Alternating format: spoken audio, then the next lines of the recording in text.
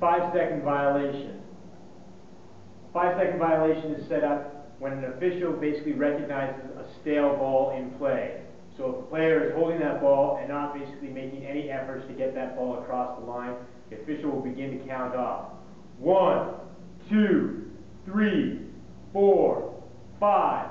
If that player has not thrown that ball at the end of that 5-second call, the official will then basically order that player to roll that ball across the center line. If a player has 2 balls and the official is doing the 5-second count, 1, 2, 3, 4, 5, that player is now expected to roll one of those balls across the court.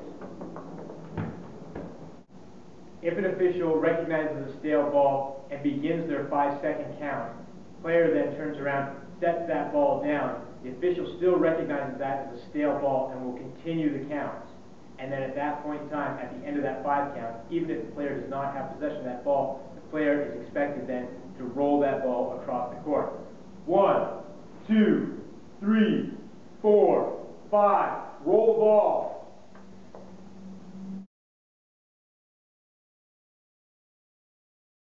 If a player is found mutilating the ball, basically squishing the air out of that ball or kicking the ball, that player can be called out by the official. Be aware of the terminology. You have games and matches. A game basically is when the official blows the whistle for the opening rush.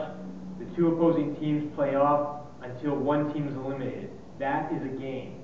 A match is a 12-minute period, so when the official blows the whistle on the first opening rush, the timer will begin. That timer will go for 12 minutes and does not stop. The match is made up of however many games you can play within that 12-minute period. Be aware that teams are allowed to call 1 timeout per match. When calling a timeout, it must be a player on the court that calls the timeout, and that timeout does not actually go into place until the official acknowledges that timeout and blows the whistle. So if you're on the court and you call a timeout, you are still in play until the official blows that whistle. When you call a timeout, if you want, you can substitute players. You can substitute the same-sex players. So basically, if you have a guy on the court, you want to substitute a player, that player then must be another guy. If the girl on the court, you want to substitute another player, that player must also be female.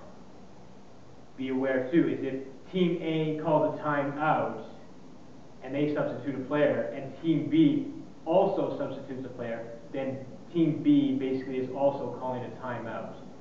So if Team A calls timeout, Team B cannot substitute a player if they do not want to take their timeout. All games and matches are based on a time schedule. Any point in time, if a team shows up and they do not have the required number of players based on the sex rule, if they do not have the minimum 2 players of the opposite sex, or do not have the minimum 6 players on the court, that team basically is given a 5-minute window. After 5 minutes, though, that team does have to take a loss by default. Dodgeball and DodgeballSport are basically run under the premise of good sportsmanship and the honor system. If you get hit, raise your hand, leave the court as quickly as possible. All calls made by the officials are final. If at any point in time you have a discrepancy with a call made by an official, you do not take up that discrepancy with the official during the match. Any discrepancies will be taken up with myself afterwards.